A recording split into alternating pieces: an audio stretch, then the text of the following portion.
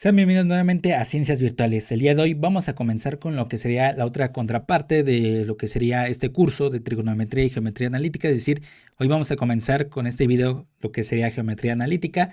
Y bueno, sería un apoyo para la materia de cálculo diferencial y geometría analítica para la Facultad de Ingeniería UNAM. Sin embargo, algunos conceptos que pueden quedar vacíos durante ese curso, pues aquí vamos a rellenarlo. Entonces, por lo tanto, van a ser antecedentes que a lo mejor para algunos ya está concretado, ya está finalizado, pero no cabe más reiterar todavía esos conceptos para los que son nuevos o bien se les haya olvidado muchísimo de los conceptos que podría ser necesarios todavía conceptualizar y poder obtener o desarrollar de la mejor manera posible nuestro curso de geometría analítica. Entonces, por lo tanto, vamos a comenzar con esta parte.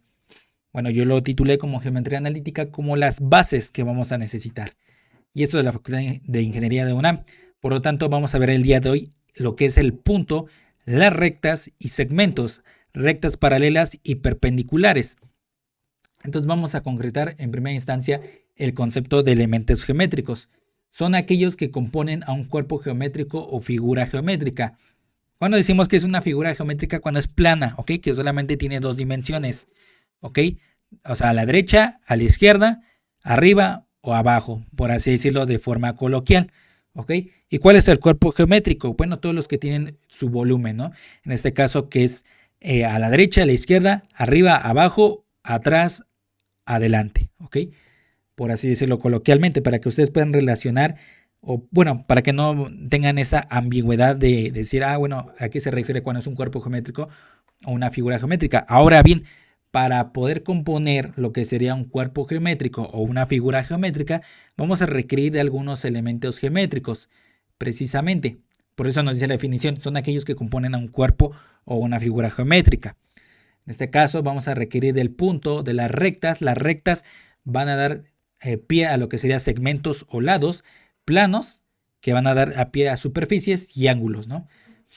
Y para ver toda la parte de lo que sería cómo lo describe a partir de una recta, un plano, bueno, eso sí va a competir para la materia de cálculo diferencial y geometría analítica, tanto los dos, es decir, recta y plano, las distancias, la perpendicularidad, bueno, la condición de perpendicularidad, ¿ok? O paralelismo también. Eso va a competir para ese momento, es decir, ya vamos a utilizar ecuaciones, pero aquí vamos a ver solamente la parte que ustedes entiendan a qué se refiere cada uno, ¿ok? En este caso tenemos un triángulo rectángulo que hemos estado utilizando en trigonometría. Y este se compone de lo siguiente, un triángulo se compone de puntos, de ángulos, de superficie, de lados, ¿ok? También, por ejemplo, un cubo se compone de puntos, superficies, ángulos y lados, ¿ok? Para que ustedes puedan ver que de eso se conceptualiza los elementos geométricos, es decir, tenemos que usar todos estos puntos, rectas, planos y ángulos para concretar o para definir un cuerpo o una figura geométrica. Ahora sí, vamos con el primer elemento geométrico importante, que es el punto. Describe una ubicación dentro del plano o el espacio que se esté trabajando, ¿ok? No tiene un tamaño definido y ni tampoco dimensiones. Solo es una representación para generar otros conceptos geométricos. Eso es lo importante. Solamente nos va a dar la ubicación de lo que sería una parte del cuerpo geométrico o de la figura geométrica, ¿ok? En el plano se va a ver de esta manera, ¿no? Y la vamos a escribir como P, X, Y, ¿ok? De esta forma. Ahora en el espacio lo vamos a ver como P igual a X, Y, Z. ¿Por qué no pongo igual? Ustedes se van a preguntar aquí P igual a, bueno, sería P igual a X, Y. O sea, de esta forma, ¿ok? Para ser más explícito. P igual, y abro paréntesis, X, Y. ¿Por qué no lo pongo así? Porque esto se refiere más a qué? A un vector, ¿no? Para sus cursos también simultáneos a esta parte de geometría analítica. Por lo tanto, esta parte no la vamos a estar utilizando de esta forma, sino la vamos a estar utilizando de esta manera, ¿no? Como se observa ahí en pantalla. Ahora sí vamos a ver la definición formal de lo que sería el punto en el plano y en el espacio, es decir, ya vamos a ponerlo como palabras matemáticamente hablando, ¿ok? El conjunto de todos los pares ordenados de los números reales, porque vamos a estar en un campo real, recibe el nombre de plano numérico o plano simplemente, el cual se denota como R2, y cada par ordenado X, Y es un punto en el plano. Entonces, por lo tanto, R2 es igual al conjunto de todos los pares ordenados X, Y, de tal forma que X y Y pertenecen a los números reales. Los elementos del conjunto R2 se llaman puntos. Si P, X, Y es un punto en R2, los números X y Y se llaman componentes escalares del punto P. Cuando P está expresado como P, X, Y, se vuelve como cantidad vectorial, lo que les decía, o sea, se vuelve un vector. Entonces es un vector de posición. De acuerdo con esto, dividiremos el plano en 4 cuadrantes. Entonces tenemos cuadrante 1, cuadrante 2, cuadrante 3, cuadrante 4 y el origen, ¿ok? Como se observa aquí en pantalla, ese es el origen, donde el origen tiene coordenadas como 0,0, ¿ok? Y recordemos todo, ¿no? Ese es el cuadrante 1, 2, 3 y 4. Y obviamente aquí vemos los valores que va a tener. En este caso, tanto X como Y, si aquí hacemos cualquier punto de localización, voy a poner aquí y con un color, sí, lo voy a poner en morado. Aquí yo pongo un punto, otro punto acá, donde ustedes quieran. Pues todos van a ser positivos, sus coordenadas va a ser positivo, positivo, positivo, positivo, ¿ok? Positivo y positivo, ¿ok? Si me voy al cuadrante 2, ¿qué va a ocurrir? Que cualquier punto que yo considere, no sé, aquí por ejemplo 1, un punto aquí, pues obviamente lo que vamos a hacer es, vamos a tomar en cuenta que X va a tomar un valor negativo, pero siempre la parte Y va a ser una parte que positiva. ¿Ok? Si nos vamos al cuadrante 3, así como nos dice esta tabla, es que vamos a colocar que las dos componentes van a ser negativas. ¿Ok? Y si me voy a un punto del cuadrante 4, sea para el cuadrante 3, para el cuadrante 4, va a ser, en este caso, positivo y en el otro negativo. ¿Ok? Para que nos ubiquemos en esa parte. ¿Ok? Obviamente que si nos ponemos sobre las rectas, como ahorita lo voy a describir, es decir, si yo me pongo en este punto, que estoy remarcando apenas si se ve en naranja, si yo me coloco aquí, ¿qué coordenadas voy a tener? Voy a tener positivo. Bueno, mi componente va a ser positiva en X, pero va a ser 0 en Y. ¿Ok? Ahora si yo me coloco en esta parte, que estoy remarcando ahora mismo, pues sería 0 en X y positivo en Y. ¿Ok? En su contrario aquí sería 0, pero su componente Y va a ser negativa. Y en esta parte, si yo aquí coloco un punto de localización, pues va a ser la primera componente negativo y en la segunda, ¿qué va a ser? 0. ¿Ok? Todos esos son recordatorios de lo que hayan cursado en secundaria, desde secundaria, preparatoria, para que ustedes puedan recordarlo, ¿no? Aquí yo puse también lo que sería el origen, o que tiene como coordenadas 0,0. A esto se le llama espacio bidimensional, o simplemente lo vamos a estar recordando como el plano, ¿ok? Espacio porque nos podemos ubicar, ¿ok? O sea, por eso se le dice espacio bidimensional, para ubicarse. Pero para simplificar términos y ya no quedar con más ambigüedades, vamos a decirle que es el plano. Ahora para el espacio, el conjunto de todas las ternas ordenadas, los otros eran pares, ahora son ternas ordenadas, de los números reales recibe el nombre de espacio tridimensional o espacio solamente, el cual se denota como R3 y cada terna ordenada X, Y, Z es un punto en el espacio. Entonces tenemos R3 que es igual al conjunto de todas las ternas ordenadas de X, Y, Z, tal que X, Y y Z pertenecen a los números reales. Los elementos del conjunto R3 se llaman puntos del espacio. Si P, X, Y, Z es un punto en R3, los números X, Y y Z se llaman componentes del punto P. Cuando P está expresado como P igual a X, Y, Z, se vuelve como una cantidad vectorial, es decir, un vector de posición. De acuerdo con esto, dividiremos el espacio en 8 partes llamadas octantes. ¿Ok? Y tenemos 8 partes que se llaman octantes. ¿Ok?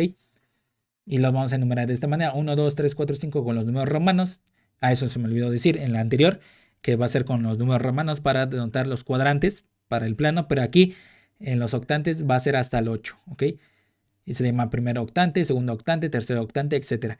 Y cada uno de sus componentes igual de la misma manera. Ustedes de esta parte, para que tengan agilidad, se les queda como, digamos, tarea personal para que ustedes lo realicen, ¿no? Y esos octantes se van a quedar de esta manera, ¿ok? Se dividen en lo que serían 3 planos. Y vemos que aquí va a ser el primer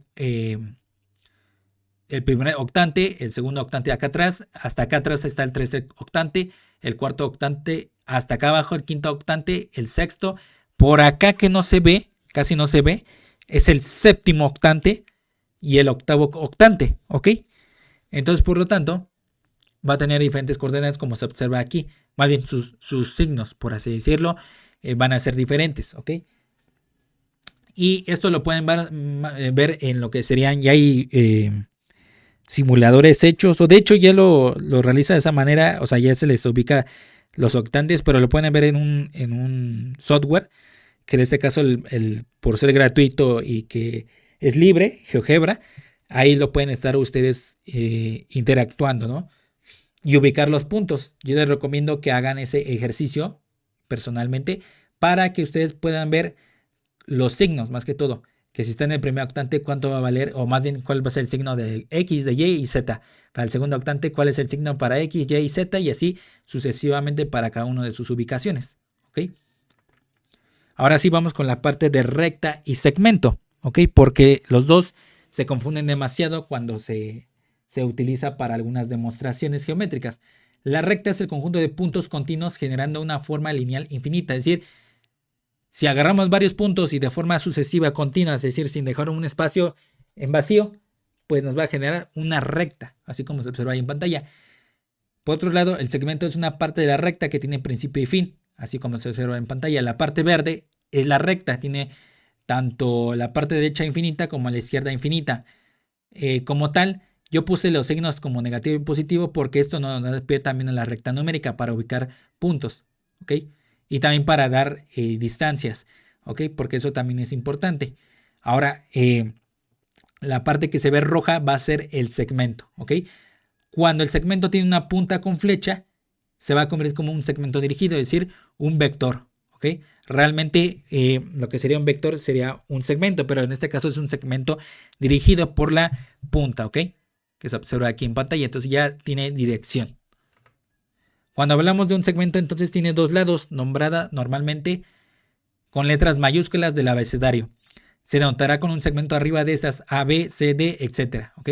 Pero no hay que confundir que arriba de esto, muchísimas veces, bueno, aquí precisamente nos dice, distinga entre A, B, que se trata de un segmento, y de A, B, que en este caso es con una flecha hacia la derecha, que se trata de una cantidad vectorial o vector segmento dirigido, y de esta forma, tanto a la izquierda como a la derecha, la parte de una punta, de la punta de flecha, tanto a la izquierda como a la derecha, se trata de una recta. Es decir, de esta forma denotada es una recta, esta forma es para un vector y para esta forma es un segmento solamente.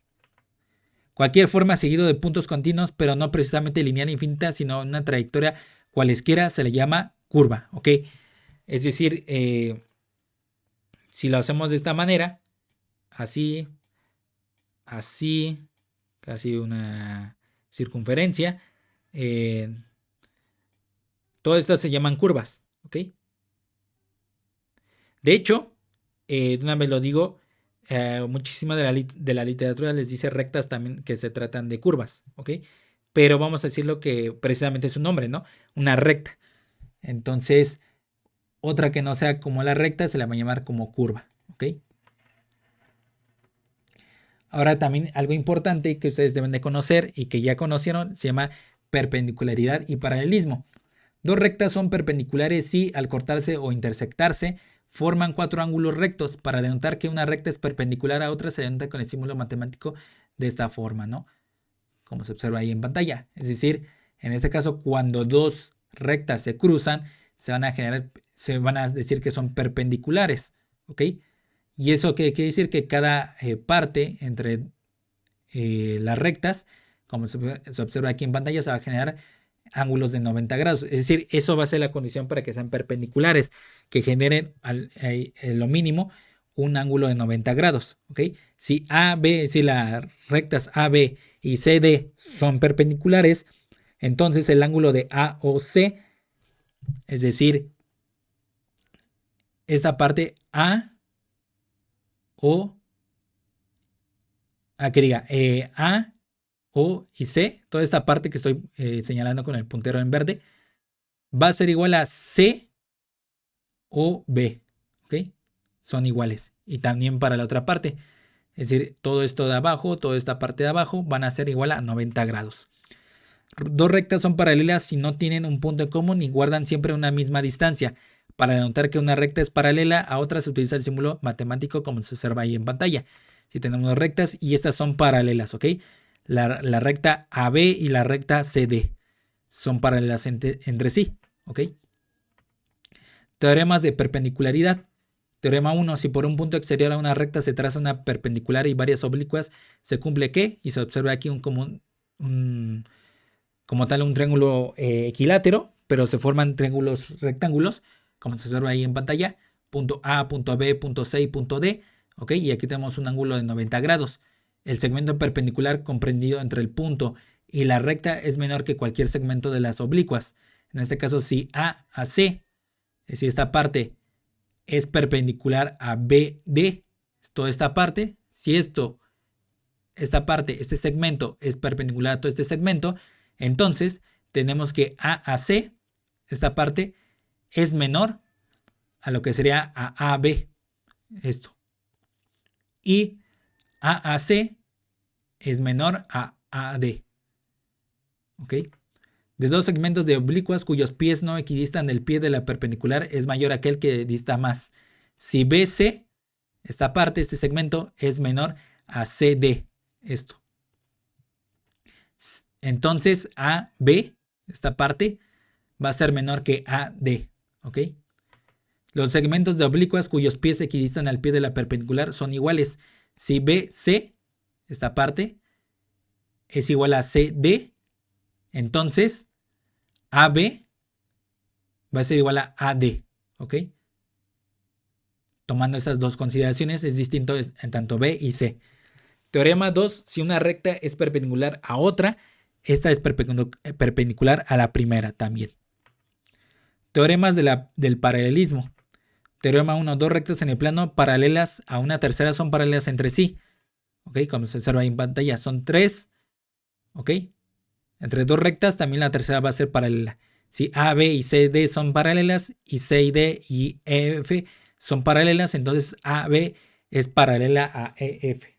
¿Ok? Como se observa aquí en pantalla. Si esta es paralela a esta es paralela a esta, entonces A y E, bueno, de A, B y E, F van a ser paralelas entre sí. Teorema 2. Por un punto exterior a una recta se puede trazar una y solo una paralela a ella. ¿Ok? De esta parte tenemos la que sería la recta de C a D, tiene un punto P, y tenemos otra recta de A a B. ¿Ok? Es lo que nos dice, ¿no? Que son paralelas al trazarse, más bien un punto exterior al trazarse a una y solo una paralela a ella. Teorema 3. Si una recta L1 es perpendicular a L2, también es perpendicular toda paralela a la recta L2. ¿Ok? Que se ve de esta forma. Si L1 es perpendicular a L2 y L2 es paralela a L3, entonces L1 es perpendicular a L3. Ángulos opuestos por un vértice. Esto también va a ser importante para describir más que todo en materias como por ejemplo en mecánica de mecanismos. Son aquellos que tienen el vértice común y los lados de uno de los ángulos son la prolongación de los otros. Los ángulos opuestos por el vértice son iguales. En este caso, el ángulo A y C son iguales y el ángulo B y D también son iguales entre sí. Ángulos contiguos son aquellos que tienen un lado y un vértice en común, como se observa ahí en pantalla. Entonces el ángulo AOB, es decir, toda esta parte A, O y B es contiguo a B, O, C. ¿Ok? Entonces el ángulo AOB más el ángulo BOC es igual al ángulo AOC. ¿Ok? Ángulos adyacentes son ángulos contiguos cuyos ángulos no comunes están alineados, esto es, suman 180 grados. ¿Ok? A o B es adyacente a B o C, entonces tenemos que el ángulo A o B, ¿ok? Toda esta parte, todo este ángulo, más B o C, toda esta parte va a dar 180 grados. Rectas secantes y tangentes. Las rectas secantes son aquellas que pasan obligatoriamente por dos puntos, mientras que las rectas tangentes por un solo punto. Y aquí se observa claramente, esa es una recta secante y la otra es una recta tangente. Eso también es un concepto que va a ser muy relacionado para las materias en ingeniería y de física. ¿Ok? Rectas paralelas cortadas por una recta secante, y con esto terminamos. Dadas las rectas R', que en este caso este segmento, más bien esta recta, se me olvidó aquí colocar esa parte para denotar que es una recta. Aquí sus flechitas de terminación para decir que se trata de lo que sería una recta. En este caso la recta R' es paralela a TT', y S', una recta secante. Se forman los siguientes ángulos, como se observa ahí en pantalla. Aquí tenemos a las rectas R', TT' y nuestro recta secante, porque toma dos puntos. Este es un punto, ¿ok? Bueno, voy a volver a colocar rápidamente en azul. Esta parte es un punto y este es otro punto, es decir, toca dos puntos al mismo tiempo esa recta, entonces es una recta secante. Entonces se genera aquí lo que serían varios ángulos, en este caso ángulo 1, 2, 3, 4, 5, 6, 7 y 8 ángulos, ¿ok? Y cada uno se va a denominar de diferente manera, en este caso ángulos alternos internos. Ángulos internos no adyacentes situados en distinto lado de la secante son iguales. En este caso el ángulo 3 es igual al ángulo 5, ¿ok? Este es igual a este de aquí. Y el 4 y 6, es decir, esta parte con esta parte, son iguales. Ángulos alternos externos, ángulos externos no adyacentes, situados en distinto lado de la secante, son iguales. En este caso el ángulo 1 y el ángulo 7, es decir, esta parte contra esta parte, son iguales, y el 2 con el 8 van a ser iguales también. Ángulos correspondientes, dos ángulos no adyacentes situados en un mismo lado de la secante, son iguales. En este caso el 1 va a ser igual al 5 y el 4 va a ser igual al 8. El 2 va a ser igual al 6 y el 3 va a ser igual al 7. ¿Ok? Ángulos colaterales internos y externos, suplementarios. Recordemos que los suplementarios que nos va a dar, la suma de los ángulos va a dar ¿qué? 180 grados. Dos ángulos internos o externos no adyacentes y situados del mismo lado de la secante suman 180 grados. En este caso 4, ¿ok? Y 5 nos va a dar 180 grados. 3 y 6, 3 y 6, ¿ok? Nos va a dar ¿qué? 180 grados, son los internos. Y 1 y 8, este y este van a dar 180, y el 2 y 7 van a dar 180 grados y son externos, ¿ok? Entonces son muchas cosas que se tienen que concretar, pero al menos esto nos va a ayudar muchísimo para otras figuras geométricas y cuerpos geométricos para nuestros posteriores cursos, en este caso pues para cálculo diferencial y geometría analítica. Y bueno, hasta aquí está terminado el video. Solamente necesitamos que den like, que se suscriban, compartan, comenten y sobre todo que le den clic a la campanita de notificaciones para que cada vez que se suba algún video a ciencias virtuales y en la playlist de trigonometría y geometría analítica se les pueda notificar en el instante. Y si no, nos veríamos en el próximo video. Que tengan un excelente día y semana. Hasta pronto.